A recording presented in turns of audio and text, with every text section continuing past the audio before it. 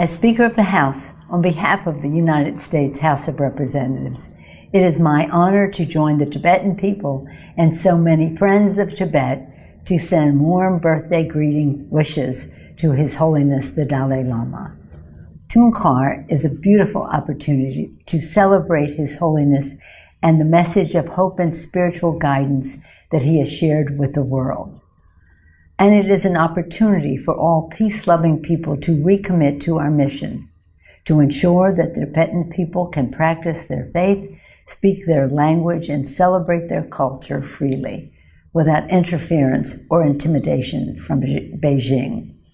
That is why the United States Congress, on a bipartisan and bicameral basis, House and Senate, has fought to hold China accountable and to support the Tibetan people, including with the Tibet Policy and Support Act, which is now law.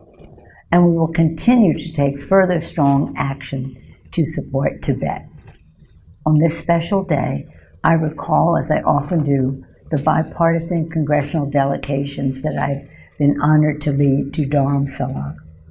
There we were blessed to be received by His Holiness the Dalai Lama, and we had the opportunity to see the aspirations of the Tibetan people firsthand, especially in the eyes of the Tibetan children we met. And I also recall with great joy His Holiness receiving the Congressional Gold Medal presented by President George W. Bush.